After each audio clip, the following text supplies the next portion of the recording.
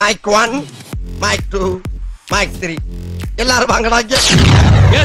இதுல ஒண்ணும் குறைச்சல. போர் படத்துக்கு போகலாமா இல்லை ஜோஷுவா படத்துக்கு போகலாமான்னு ஒரே கன்ஃபியூஷனில் இருந்தோம். சரின்ட்டு புக் மை ஷோ எடுத்து பார்த்தா ஒரு டிக்கெட்டு கூட 2 படத்துக்கும் புக் ஆகலை. சரி ரைட்டு நேர்லேயே போய் வாங்கிக்கலான்ட்டு போனோம்.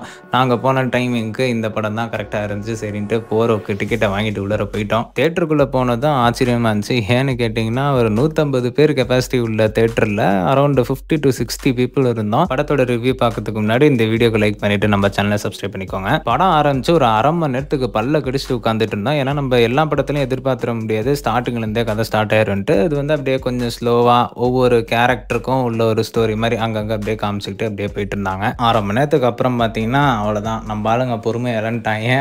ஆளுக்கு சவுண்டை விட்டுக்கிட்டு படத்தை ஓட்டிக்கிட்டு காமெடி பண்ணிக்கிட்டு அந்த மாதிரி ஆரம்பிச்சிட்டானுங்க. எங்களுக்கும் நாங்கள் பொதுவாகவே இந்த மாதிரிலாம் பண்ணால் நாங்களாம் செம்ம டென்ஷன் ஆகிடுவோம். ஆனால் இந்த படத்துக்கு நாங்களும் சேர்ந்து ஓட்டுற மாதிரி ஆகிடுச்சு. இல்லைன்னா தூங்கிடுவோம் போல் அந்த மாதிரி கொண்டு போயிட்டு இருந்தானுங்க. மியூசிக் வந்து ரொம்பவே சூப்பராக இருந்துச்சு. ஒரு சின்ன பட்ஜெட் படத்துக்கு போட்ட மாதிரியே தெரியல. நல்ல ஒரு மாஸ் ஹீரோ படத்துக்கு எப்படி நல்லா போடுவாங்களோ அந்த தரத்தில் இருந்துச்சு. இந்த படத்தில் பார்த்தீங்கன்னா டெக்னிக்கல் ஒர்க்ஸ் எல்லாமே சூப்பராக இருந்துச்சு. சினிமாட்டோகிராஃபியாக இருக்கட்டும், எடிட்டிங்காக இருக்கட்டும், மியூசிக் சொன்ன மாதிரி ரொம்பவே சூப்பராக இருந்துச்சு. ஆனால் படத்தில் கதை தான் இல்லை. 10 வயசு இருக்கும்போது காளிதாஸ் ஜெயராம் படித்த ஸ்கூலில் தான் அர்ஜுன் தாஸும் படிக்கிறார். அங்க வந்து ஒரு சின்ன ஒரு மிஸ் அண்டர்ஸ்டாண்டிங்ல ஒரு பெரிய பிரச்சனை ஆயிடுது இவங்க 2 பேத்துக்குள்ளார. அர்ஜுன் தாஸ் மேல பெரிய தப்பு இருந்திருக்காது. ஆனா காளிதாஸ் ஜெயராம் அவரை பழி வாங்கியே ஆகணும்ன்ற வெறியில இருப்பாரு. எதிர்பாராத விதமா காளிதாஸ் ஜாயின் பண்ண சேம் மெடிக்கல் காலேஜ்ல தான் அர்ஜுன் தாஸும் படிச்சிட்டு இருக்காரு. பட் அவர் வந்து சீனியர். இவங்க 2 பேரோட கிளாஷ்க்கு பேரலா இன்னொரு விஷயம் ஓடிட்டு இருக்கும். அது என்னன்னு பாத்தீங்கன்னா காலேஜ்ல எலெக்ஷன் நடக்குது. அதுல பாத்தீங்கன்னா ஒரு பெரிய அரசியல்வாதியோட பொண்ணு நிக்கிறாங்க. அவங்க ஜெயிச்சே ஆகணும்ன்றதுக்காக அவங்களை எதிர்த்து நிக்கிறவங்க எல்லாம் காலி பண்றாங்க.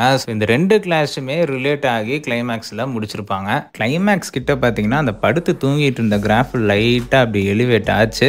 சரி படம் இனிமேலாச்சும் கொஞ்சம் நல்லா போகுது அப்படின்னு பார்க்கலான்ட்டு இருந்தோம். ஏன்னா அந்த டைம்ல பாத்தீங்கன்னா ஒரு மாசான ஃபைட்டு நடக்க வேண்டிய இடம் அது. அது போக மியூசிக்கு பட்டையை கிளப்பிச்சு. சரியான மாசான மியூசிக்கு. நம்ம தலைமை அர்ஜுன் தாஸ் வந்து அப்படியே 50 பேரை கூப்பிட்டுட்டு இப்படி நடந்து வருவான். செம்மையாக இருந்துச்சு அதெல்லாம் பார்க்குறதுக்கு. 2 தடவை அந்த சீக்வன்ஸை க்ரியேட் பண்ணிவிட்டு ஃபைட்டு நடக்காமல் காமிச்சிட்டாங்க. அதுக்கப்புறம் கிளைமேக்ஸில் ஒரு வழியாக நடக்குது. ஒரு 50 பேத்துக்கும் நடக்கும்.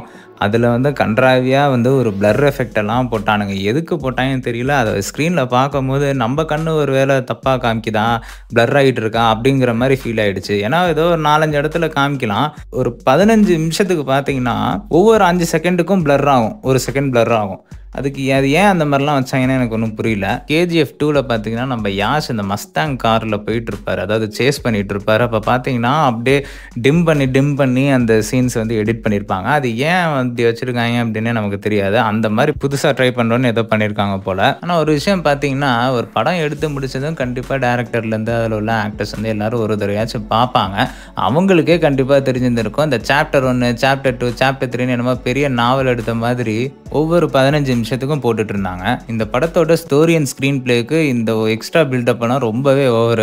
மியூசிக் அண்ட் மேக்கிங் ஃபர்ஸ்ட் கிளாஸா இருந்துச்சு. ப்ரொடியூசர் வந்து எப்படி இந்த மாதிரி கதையெல்லாம் கேட்டுட்டு ஓகே பண்றாங்கன்னு எனக்கு ஒன்றும் புரியல. மியூசிக் அண்ட் எடிட்டிங் இந்த 2 விஷயத்துக்காக இந்த படத்துக்கு எங்களோட rating 2.5 out of 5. Time waste பண்ணியே ஆகணும், வேற வழியில் ரொம்ப போர் அடிக்குது அப்படின்னா இந்த படத்தை போய் தேட்டரில் பாருங்க.